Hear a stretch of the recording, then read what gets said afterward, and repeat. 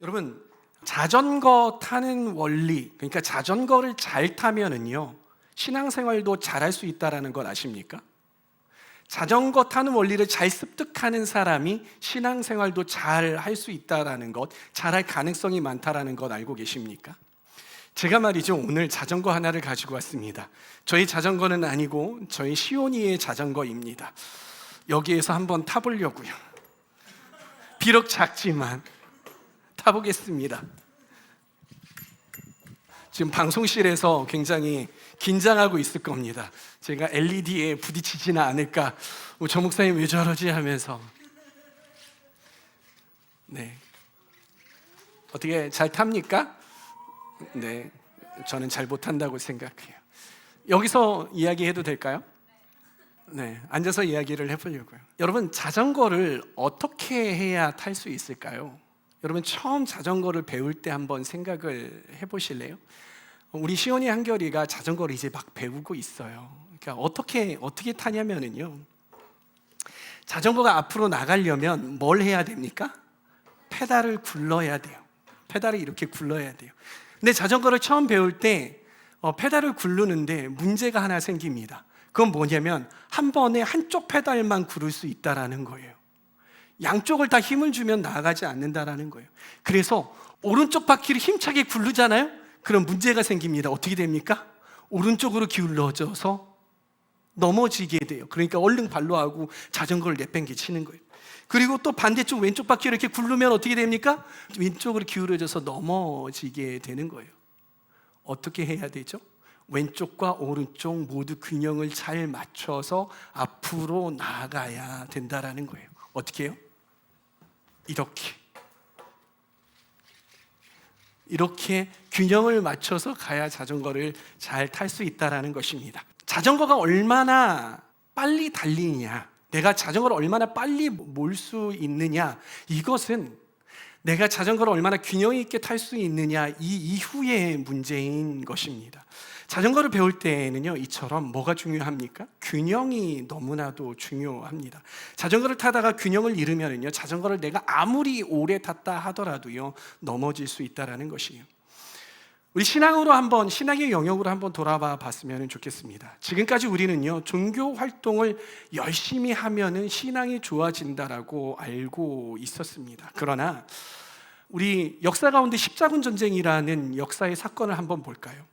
이 십자군 전쟁이 일어났을 때에 과연 교회가, 그리고 신앙인들이 신앙생활을 하지 않았을까요? 그게 약했을까요? 아니요. 오히려 너무 열심히 했습니다. 그런데 한쪽으로 치우쳐져서 했기 때문에 이 십자가 전쟁이라는 이 크리스천들의 역사적인 과오를 일으켰던 거예요. 이러한 역사적인 과오, 크리스천들이 벌였던 이 역사적인 과오를 한번 되돌아보면요, 무엇이 문제였냐면 신앙인들이 한쪽으로 치우쳐진 신앙생활을 했다라는 것을 볼 수가 있습니다. 우리가 신앙생활을 잘 하려면요, 자전거를 타는 것과 마찬가지로 신앙의 균형을, 이 밸런스를 잘 잡아야 한다는 것입니다. 여러분, 건강한 몸을 한번 생각을 해보시겠습니까? 어떠한 몸이 건강한 몸입니까? 청소년부 중에서 열심히 헬스하는 청소년 친구가 한 명이 있습니다. 이 친구가 막 이렇게 너무 운동을 열심히 해서 어깨에 막 힘을 이렇게 주고 다니더라고요. 그래서 그 친구하고 이제 여러 가지 이야기를 했어요. 너 어떻게 운동을 하고 있어? 하니까 저는 상체 운동을 열심히 한다는 거예요. 아니나 다를까 상체 운동을 열심히 해서 막 여기가 막 빵빵하고요, 빵빵 다 막 빵빵한 거예요. 근데 하체를 보니까요, 하체가 너무나도 얇은 거예요. 여러분, 이런 몸이 건강한 몸일까요? 아니에요. 건강한 몸은 어떠한 몸입니까? 온 몸이 밸런스가 잡혀서 밸런스가 잘 잡힌 몸, 이러한 몸이 건강한 몸이에요. 여러분, 식사를 하잖아요. 어떻게 먹는 게 건강한 식단이에요? 나는 육식을 좋아하고 육식을 먹으면 힘이 나니까 육식만 계속해서 하면 어떻게 됩니까? 콜레스테롤 수치가 팍팍 올라가고요, 큰일 나게 되는 것이죠. 그러면 이제 난 고기를 안 먹어, 채식만 하게 되면 영양 불균형이 오게 됩니다. 그러면 어떻게 먹는 게 건강하게 먹는 것일까요? 건강하게 먹는 건 우리 몸에 필요한 영양소를 골고루 섭취하는 것이 건강한 식단, 건강하게 먹는 방법이라는 것입니다. 마찬가지로요, 신앙인은 그리스도의 제자로서 함양해야 할 여러 가지 요소들이 있는데 그 요소들이 건강하게 개발된 상태를 보고 골고루 균형 있게 개발된 상태를 보고 바로 건강한 크리스천이다라고 이야기를 하는 것입니다. 그럼 우리는요, 어떠한 영역에서 균형이 필요할까요? 총 세 가지 영역으로 나누어 볼 수 있는데요. 첫 번째는 우리 개인 신앙의 영역을 볼 거고요. 그리고 두 번째는 공동체 안에서의 영역을 볼 거고요. 세 번째는요, 사회적인 영역들을 한 가지씩 볼 거예요. 물론 다를 수 있는 영역들이 참 많은데 대표적인 요소들을 제가 하나씩 뽑아가면서 여러분들과 함께 나누어 보려고 합니다. 첫 번째 영역은요, 개인의 영역으로서 제목은 뭐냐면 달굼질과 망치질입니다. 뭐라고요?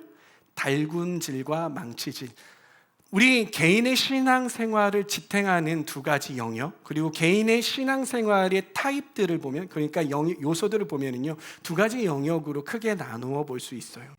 그건 어떠한 영역이냐면은요, 지성과 그리고 영성이라는 영역입니다. 여러분들은 어느 쪽을 추구하는 편이십니까? 지성적인 크리스천이 되고 싶습니까? 아니면은 영적인 크리스천이 되고 싶으십니까? 영성을 강조하는 분들은요, 기도와 예배에 열정적인 분들이 많아요. 막 예배 시간에 앞에서 찬양팀이 찬양을 하면 앞에서 손 들고 막 눈물 흘리고 그렇게 감격스럽게 예배를 드립니다. 그러나 어떠한 단점이 있냐면요, 뜨거운 열정과 경험에 치우치게 되면 막연한 감정적 신비주의나 그리고 허황된 가르침에 쉽게 흔들릴 수 있게 돼요. 그리고 공동체의 질서와 분별이 또 부족하게 될 수 있고요. 또 이러한 분들이 빚는 단점이 있는데, 과오들이 있는데, 그건 뭐냐면 현실을 도피하는 경향이 있다는 것입니다. 네, 반면에 지성을 강조하는 그리스도인은요, 평소에 이 영적인, 그러니까 영성을 강조하는 이러한 분들보다 막 예배를 막 하면서 눈물 흘리면서 이렇게 예배는 드리지 않아요. 서가지고 잠잠하게 그렇게 예배를 드려요.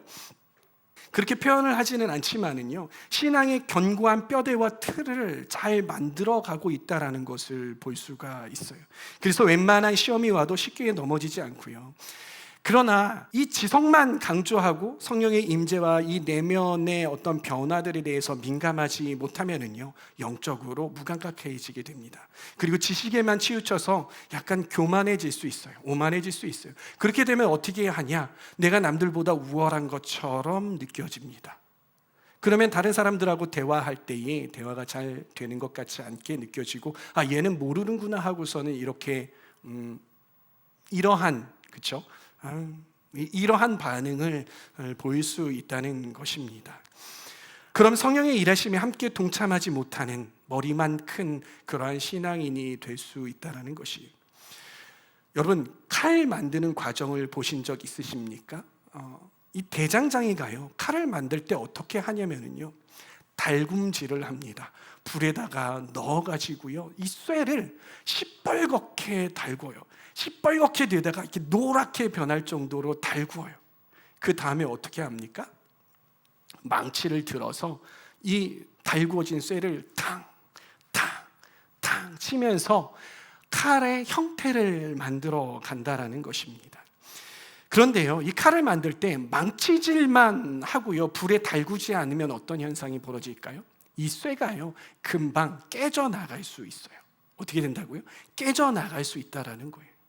그런데 깨져나가고요, 어떻게 되냐면 깨져나갈 뿐만이 아니라 칼로서의 형태를 만들기가 너무나도 어렵다라는 것입니다. 그런데 불만 가하고 망치질을 하지 않으면 어떻게 될까요? 열심히 대장장이가 불에만 막 열심히 집어넣어서 칼이 되라, 불에만 집어넣고 칼이 되라 하면 어떻게 될까요? 칼로서의 형태가 잡히지 않아서 칼로 쓸 수가 없는 것입니다. 이 과정을 우리의 신앙에 한번 대입해 본다면요, 이 달굼질, 그러니까 불을 가하는 과정을요, 영성을 개발하는 그런 과정이라고 말할 수 있고요. 그리고 망치질하는 이 과정을 보고 우리는 지성을 개발하는 과정이다라고 말할 수 있게 되는 것입니다. 이 칼을 만드는 과정에서 대장장이가 금속을 뜨거운 불에 달굼질을 해서 망치로 두드려가면서 형태를 잡아가잖아요. 이렇게 하듯이 신앙에서도 영성과 지성이 함께 균형을 맞추어서 개발이 되어야 한다라는 것을 우리는 알 수가 있는 것이죠. 일부 어떤 분들은요, 이렇게 이야기를 합니다. 지성이 영성을 저해한다. 너네 머리가 너무 영성을 저해한다라고 이야기하시는 분, 그래서 너네들 지성을 버려야 돼라고 이야기하시는 분들이 있고요. 또 어떤 분들은요, 영성이 지성을 저해하는 것처럼 이야기하시는 분들도 있습니다. 그러나 제가 오늘 여기서 여러분들에게 말씀드리고 싶은 건 무엇이냐면요, 지성과 영성은 결코 대립되는 개념이 아니라는 것입니다. 왜냐하면요, 하나님께서 지성과 영성을 우리 모두에게 다 주셨습니다. 지성을 하나님께서 안 주신 것도 아니고요, 영성만 하나님께서 주신 것이 아니라요, 이 모든 것을 하나님께서 다 우리에게 주셨다라는 것이에요. 왜요? 이 두 가지를 통하여서 하나님을 알게 하시려고, 하나님과 교제하게 하시려고 하나님께서 우리에게 이 두 가지를 주셨어요. 그런데 우리는 자칫 생각을 잘못할 수 있는 게 뭐냐면, 영성만이 아니면 지성만이 하나님께 다다를 수 있어라고 하는 잘못된 균형 잡히지 못한 생각입니다. 그러면 우리는 어떠한 태도를 가져야 하냐? 하나님께 나아갈 수 있는 방법은 이 두 가지 모두를 가지고 하나님 앞에 나아가야 한다라는 것입니다. 이 가운데에 영성이 부족하다고 느끼시는 분들이 있습니다. 그러한 분들은요, 자발적으로 공동체 안에 기도 모임이 있을 수 있어요. 공동체 안에서 예배하잖아요. 그럴 때 좀 적극적으로 자발적으로 나아가 보시면 어떨까? 지성이 때로는 너무 강해서 이것들을 못 나가게 할 때에 좀 하나님의 말씀이 그러하니까라고 내 지성을 조금만 내려놓고 공동체 안에서 참여하는 그러한 것들에 참여해 보시면 어떨까라는 그러한 생각을 해봅니다. 그리고 지성이 부족하다고 느끼시는 분들이 있는데, 그런 분들은 좀 말씀을 연구해 보시면 어떨까요? 그리고 좀 신학적인 부분들에 대해서 좀 연구해 보시면 어떨까라는 그러한 생각을 해봅니다. 예를 들면은요, 우리 교회에서 여러분들이 김교호 목사님 수요일 날에 말씀에 대해서 아주 체계적으로 이성적으로 우리에게 말씀을 가르쳐 주시잖아요.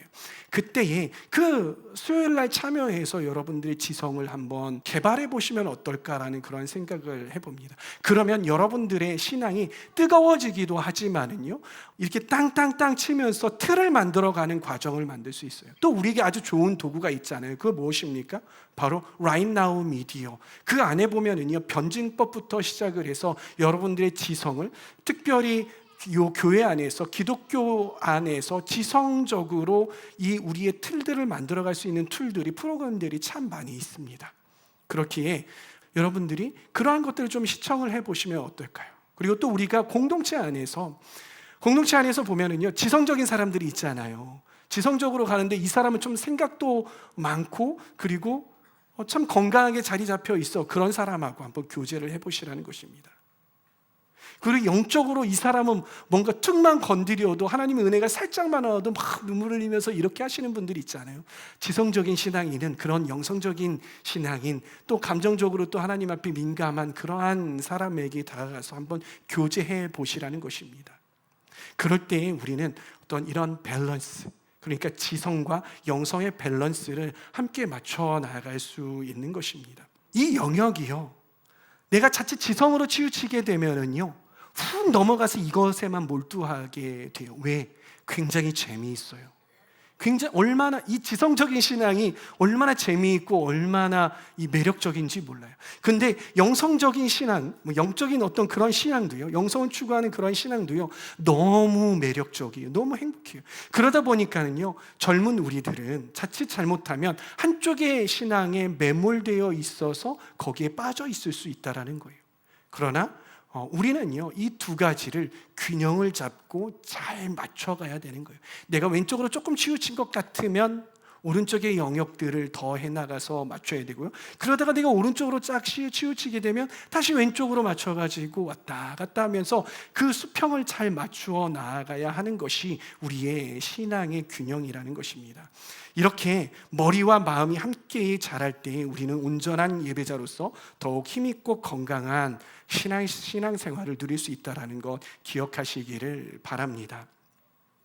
두 번째입니다. 공동체 안에서 우리가 균형을 이루어야 할 부분은요, 개인의 성장이라는 영역과 그리고 공동체 안에서의 하나됨이라는 이 두 가지의 영역입니다. 여러분, 공동체 안에서 우리가 균형을 이루어야 하는 이 부분이 이 두 가지인데요. 여러분, 우리가 자전거를 탈 때에 어떻게 하는지 한번 생각을 해보세요. 자전거를 탈 때 어떻게 해야 앞으로 나갑니까? 그렇죠. 가만히 앉아서 제가 시범을 보일게요. 자, 이렇게 앉아가지고 균형을 잡으려고 이렇게 하면은 자전거가 나갑니까? 제가 한번 해볼게요. 나갑니까? 안 나간다라는 거예요. 어떻게 해야 자전거가 앞으로 나가죠? 페달을 밟아야 돼요. 힘있게 밟아야 돼요. 그래야 쭉 하고 나갈 수 있는 거예요. 이 페달을 밟는 과정 중에 한쪽 페달을 힘있게 밟는 것이 무엇이냐면 바로 개인의 영적 성장이라는 것이 개인의 경건 생활이에요. 우리 베드로전서 2장 2절 말씀을 함께 읽어볼까요? 함께 읽습니다. 시작. 갓난 아기들처럼 순수하고 신령한 젖을 그리워하십시오. 여러분은 그것을 먹고 자라서 구원에 이르러야 합니다. 여러분, 이 중에 갓난 아기의 젖을 한번 줘본 적이 있어요? 여러분이 부모가 아니어도 조카나 이런 아이들 안고서는 한번 우유병을 한번 줘본 적이 있느냐라는 거예요. 제가 두 아들의 아빠잖아요. 대개 우리 김단비 전도사님이 우리 아이들 이렇게 젖먹이고 이런 것들을 다 책임져서 이렇게 했지만은 저도 옆에서 아빠니까 도와줘야 되잖아요. 이 아이들이요, 배가 고프면 어떻게 우는 줄 아세요? 응애, 밥 줘, 응애, 아빠 밥 줘야 돼, 엄마 밥 줘야 돼, 응애, 이렇게 울까요? 아니. 이 아기들이요, 배고파서, 갓난아이가 배고파서 울면은요, 난리가 납니다. 아주 세상이 무너지는 것 같고, 세상 그렇게 서럽게, 세상 그렇게 절박하게 울어 제끼는데요. 이 어린아이들이, 그러니까 여러분들 노래 부를 때 공명을 사용하는 법을 배워야 되잖아요, 노래하는 사람들은. 그런데 아기들은요, 공명을 이 몸에 있는 공간들을요 사용하는 법을 그때부터 알아요. 그래서 이 요만한 아이가 몸에 있는 모든 공간을 다 활용을 해서, 제 목소리 너무 크니까 여러분이 놀래니까 그렇게 하지 않을 텐데, 응애하면서 절규하면서 우는데 막 온 집이 쩌렁쩌렁하게 울리고요. 이 엄마 아빠는요 다급해져요. 얘가 곧 죽겠구나. 이러한 생각이 들 정도로 그렇게 응애하면서 절박하게 우는 거예요. 심지어는 막 젖병을 막 이렇게 하면서 막 와당탕 떨어뜨리기도 하고, 얼마나 당황스러운지 몰라요. 그렇게 절박하게 울어 제낍니다. 그래서 이 아이에게 우유를 딱 입에다가 젖병을 입에다가 딱 물리잖아요. 그럼 조용해집니다. 조용해져요. 그런데 이 갓난아이가 젖을 쪽쪽 빨아대는데 얼마나 열심히 빠냐면요, 진짜 열심히 빱니다. 제가 안고 있는데 제 몸이 여기가 막 뜨거워져요. 그럴 정도로 사력을 다해서 젖을 빨아댑니다. 이 우유병을 빨아대는 거예요. 정말 치열하게 빨아요. 그래서 이 아이들 이 이마에요, 땀이 막 송글송글 맺힐 정도로 빨아대고요. 그리고 얼굴이 시뻘걸 정도로요, 쪽쪽 빨아대요. 그래서 막 너무 힘을 다해서 빨기 때문에 가끔 이제 푹 하고 방귀를 낄 정도로 그렇게 열심히 빨아대는 것이. 사랑하는 청년분, 이 베드로 전서에서 말하는 바는 무엇이냐면, 우리가 하나님의 말씀을, 또 하나님께로부터 오는 신령한 양식을 먹으려고 할 때에 우리의 태도는 어떠해야 하느냐 하면 이 젖을 빠는 갓난아이와 같아야 한다라는 것입니다. 그만큼 우리는 신령한 것을 사모해야 한다라고 이 베드로 전서에서는 이야기하고 있는 것이에요. 하나님 청년 여러분, 여러분들에게 질문해 보겠습니다. 여러분들 하나님의 말씀을 그렇게 사모하십니까? 이 시간 하나님의 말씀이 떨어지는 이곳 가운데에 있지 않아요, 여러분? 이곳 가운데에서 여러분들이 그렇게 절박한 심정으로 하나님의 말씀이 나에게 떨어져서 내 마음밭에 심겨지기를 기대하고 그러고 있습니까? 설교자로서요, 이 앞에 서잖아요. 그러면 하나님의 말씀을 사모하는 사람과 그렇지 않은 사람들이 정말 대조가 됩니다. 하나님의 말씀을 사모하는 사람은요, 앉아 있으면서 말씀을 들을 때에 이 눈부터 달라요. 눈부터 이 설교자를 바라보는데 한시라도 시선을 뺏기지 않으려고 눈에서 레이저를 쏩니다. 이게 느껴져요. 막 이 말씀이 하나님께서 저를 통하여서 선포되어지는 그 말씀이, 설교자를 통해서 선포되어지는 말씀이 그곳 가운데 쭉쭉 빨려 들어가는 것이 느껴져요. 그런데 어디로 이렇게 눈을 이렇게 하면은요, 탕탕 튕겨버리는 느낌이 다 든다라는 거예요.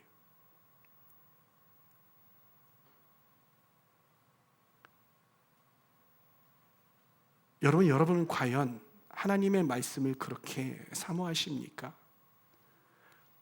한 말씀이라도 내가 놓치지 않기 위해서 여러분들은 정말 갓난아이가 쪽쪽 빨듯이, 엄마의 젖을 쪽쪽 빨듯이, 이마에 땀이 송글송글 맺히듯이 그러한 노력을 하나님의 말씀을 들을 때나 하나님의 말씀을 읽을 때나 기도할 때나 그러한 경건상황화를 할 때에 그렇게 정진해 나아가느냐라고 묻고 싶습니다. 여러분, 그러하십니까?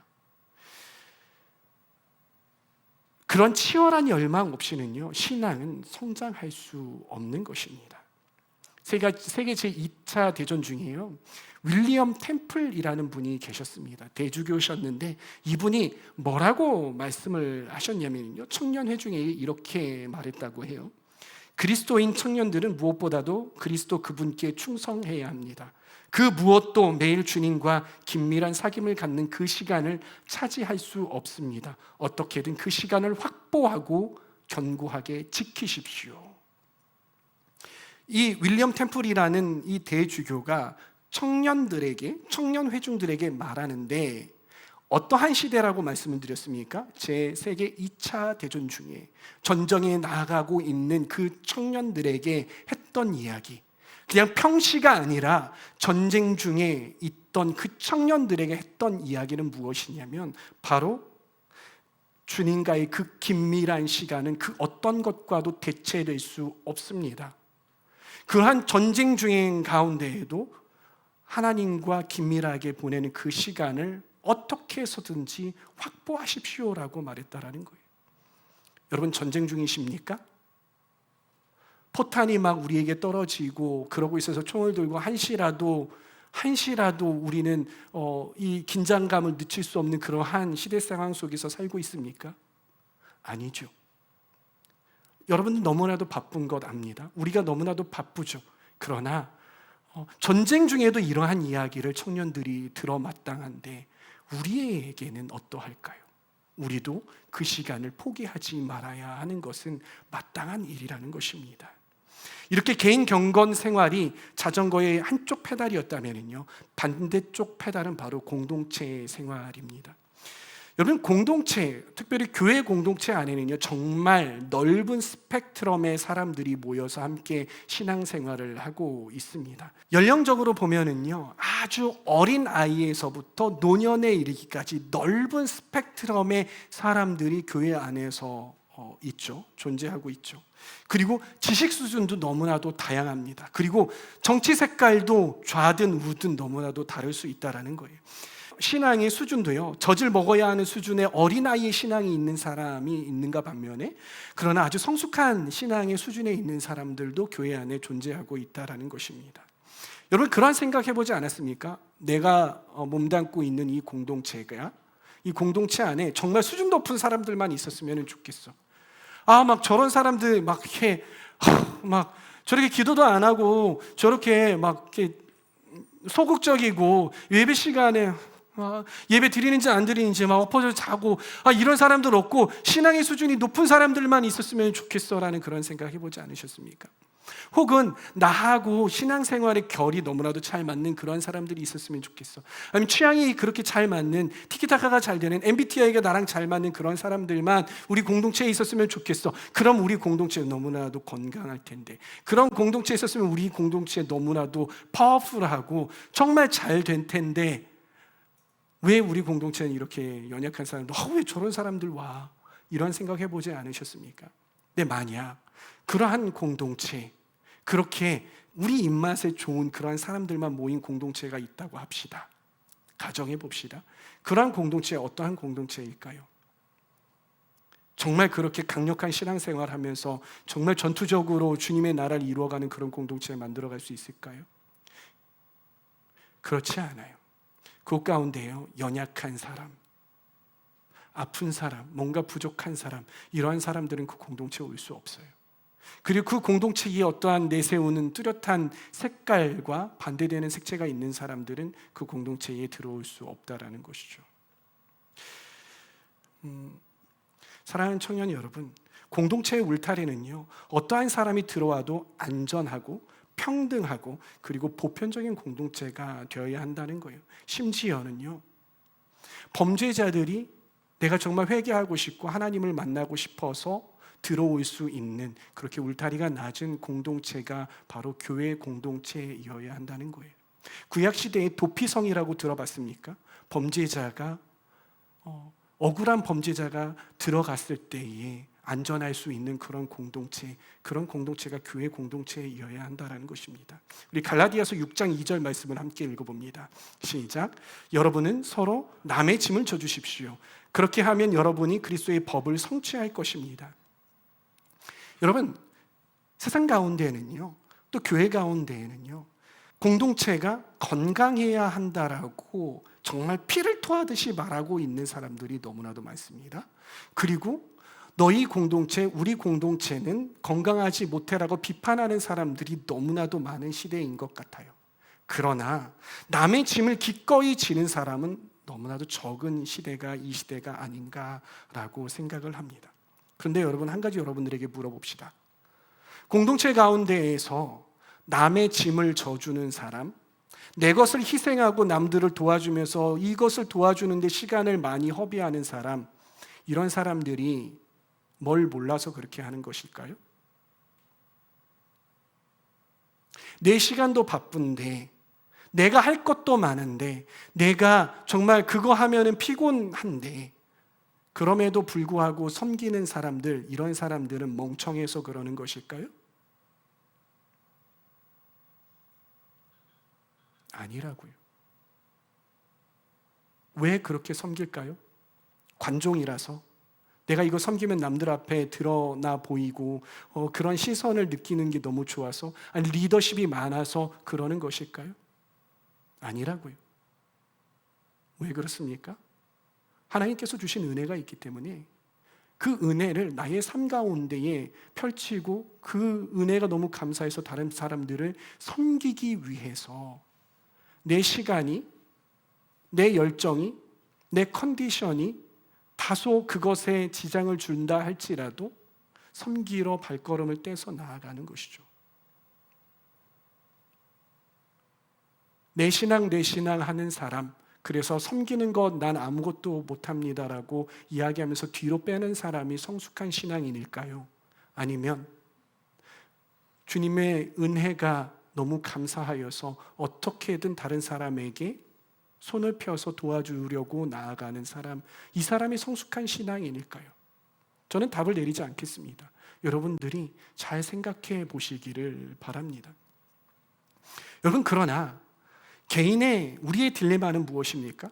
개인의 성숙을 열심히 하려고 할 때에 또 때로는 섬기는 부분들에 너무 많은 시간들을 투자해야 하기 때문에 이 두 가지가 밸런스를 잡기가 너무 힘들다라는 것이에요. 누군가는요, 개인의 신앙에만 열심히 몰두합니다. 그래서 좀 섬겨주십시오 할 때에 저는 너무 갈급해서요 라고 그럴 수 있어요. 그리고 또 누군가는요, 너무 섬기는데 번아웃이 되는데도 불구하고 이걸 놓을 수 없어서 힘들어하는 사람들이 있어요. 이 양극단 하나만 선택해서는 안 된다라는 거예요. 두 가지에 대한 밸런스를 잘 맞춰가야 하는 거예요. 내가 개인의 신앙에만 너무 몰두해 있다라고 생각을 하면 공동체의 하나됨과 공동체를 섬기는 것들에 조금 더 나아가야 되는 것이고요.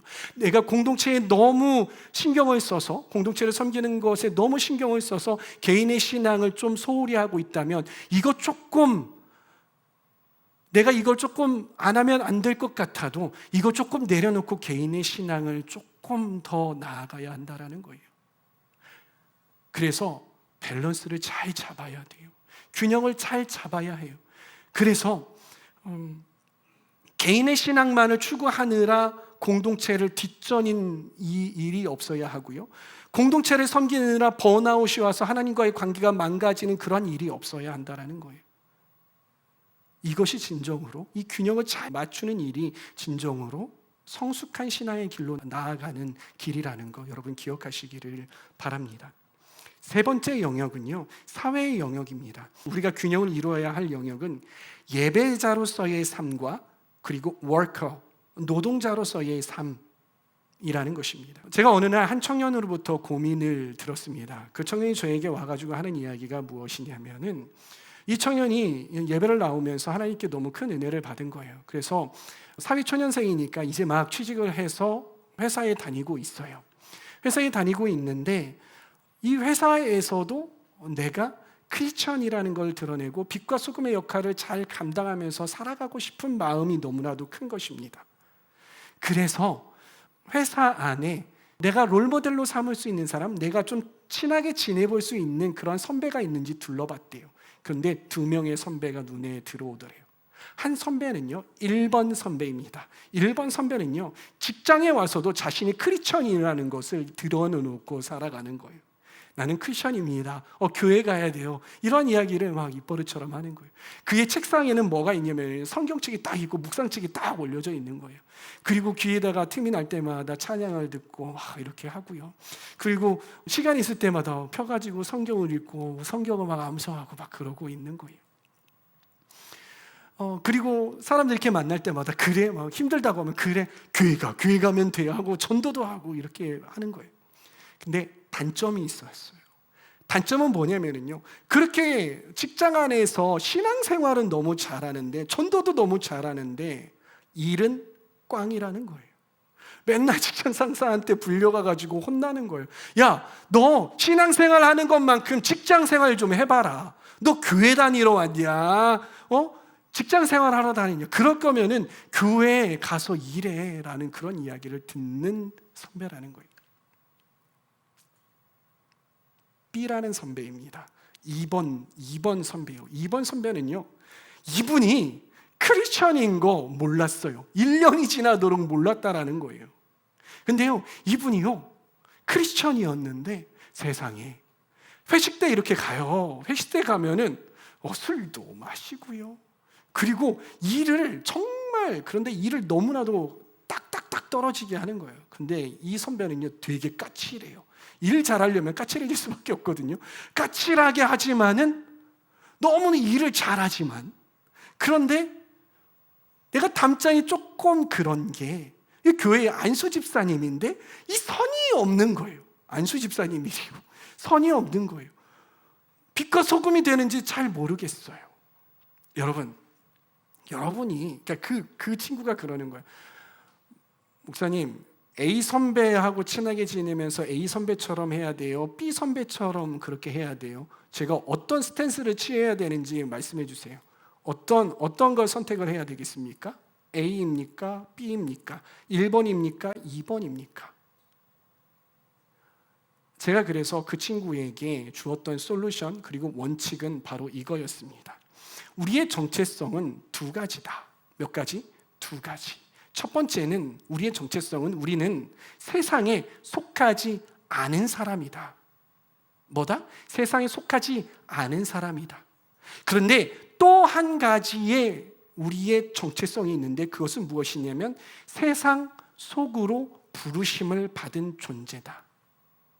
이 두 가지 모두를 우리는 다 겸비해야 한다라고 이야기를 해주었어요. 우리 말씀 두 구절 한번 볼게요. 요한복음 17장인데요.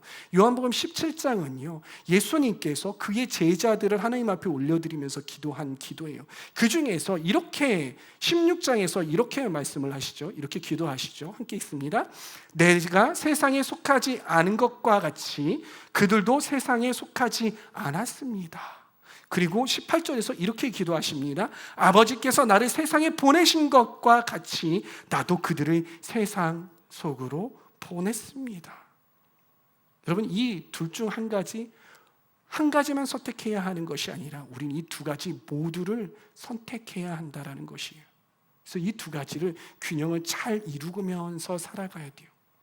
그래서 여러분들 직장 가운데 나아갔을 때요, 여러분들이 그리스도인이라는 것을 드러내 보이셔야 합니다. 그리고 빛과 소금의 역할들을 잘 하셔야 되고요. 직장 안에서도 여러분들 전도하기를 주저하지 말으셔야 돼요.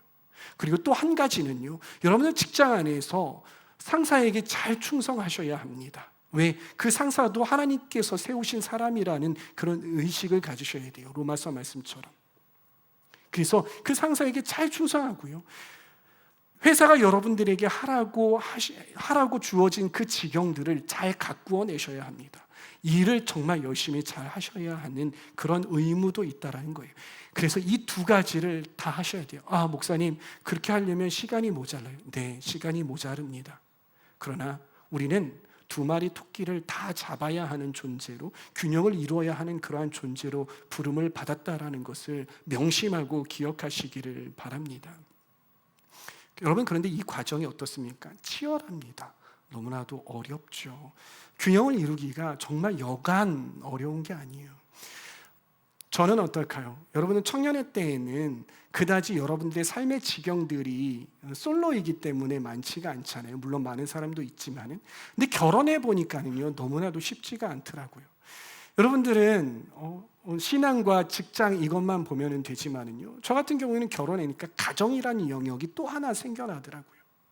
가정과 직장, 이 두 가지 영역이 쉽지가 않더라고요. 내가 조금만 가정에 이렇게 관심을 쏟아서 하면은요, 이 직장의 영역에서요 자꾸 밀려나가요. 뭐 하나 자꾸 이렇게 미스가 나오는 것들이 생겨나요. 그래서 직장의 영역들을 열심히 하잖아요. 어떻게 하는 줄 알아요? 가족들이 서운해해요. 가족들과 함께 보내는 시간들이 자꾸 이렇게 돼요. 그러다 보니까 이 두 가지가요, 정말 까다로워요. 어떤 느낌이냐면요, 내가 1cm만 이쪽으로 가도 이쪽으로 훅 기울어지는 느낌이고, 1cm만 이쪽으로 가도 이쪽으로 훅 기울어지는 느낌이 든다라는 거예요. 근데 이 두 가지만 하는 게 아니라 저글링 하는 느낌이에요. 이거 하나만 하는 게, 이 두 가지만 가지고서는 양쪽만 이 저울이 있는 게 아니라 3개, 4개가 있는 거예요. 이쪽으로 가면 이쪽으로 다 기울어지고, 저쪽으로 하면 저쪽으로 기울어지고, 되게 까다로워요. 그럼에도 불구하고 하나님께서 우리에게 감당하지 못할 시험을 주신 일이 없기에 이 모든 영역들을 균형을 잘 잡아야 한다라는 것입니다. 여러분, 자전거를 잘 타려면요, 좌우의 균형을 잘 이루어야 하듯이 마찬가지로 신앙생활을 하려면요, 신앙의 영역 가운데에서 잘 균형을 잡아야 하는 거예요. 균형 있는 생활을 하려면요, 끊임없이 나를 돌아볼 줄 알아야 돼요. 내가 너무 개인적인 영성에만 빠져 있지는 않은지, 내가 너무 공동체를 섬기는 것들에만 빠져 있지 않은지, 내가 너무 지적인 것만 추구하고 있지는 않은지, 내가 너무 영적인 것만 추구하고 있지는 않은지, 내가 너무 예배자로서만 살고 있지는 않은지, 내가 너무 사회인으로서 워커로서만 살아가고 있지 않은지, 이 모든 영역을 여러분들 매일마다 하나님, 제가 어느 영역에 치우쳐 있지 않은지 한번 돌아보게 해주십시오, 저에게 말씀해 주십시오라고 여러분들의 삶을 주님 앞으로 들고 나아가야 한다라는 것이죠. 그리고 어느 영역이 내가 기울어져 있으면 겸손해지셔야 돼요. 겸손함이 있어야 돼요. 아, 나는 그 영역 아닌데, 난 그거 아닌데라고 이렇게 하면은요, 계속 한쪽으로 기울어질 수밖에 없어요. 겸손하게, 겸허하게 수용을 하셔야 된다는 거예요. 그걸 누구에게 물어보면 알 수 있냐? 여러분들의 가장 친하게 지내는 사람들과 가장 가까운 사람, 여러분들의 가족들에게 물어보세요. 제가 한쪽으로 치우친 것 같지 않으세요? 제가 어떻게 했으면 좋겠어요? 여러분 물어보세요. 그리고 그 영역으로 조금 반대쪽의 개념들 조금 더 해보시고, 또 이쪽으로 기울어지는 것 같으면 또 반대쪽으로 해보시고, 이렇게 균형을 잘 맞춰 나갈 수 있기를 바랍니다. 이러한 과정이 상당히 복합적이고 난이도가 높을지라도 그럼에도 불구하고 균형 있는 신앙인이 성숙한 신앙인이라는 그러한 생각을 가지시고 최선을 다해서 균형을 잡으려고 노력하시기를 바랍니다. 어제는 대통령의 탄핵이 있었습니다. 너무나도 마음 아픈 일이죠.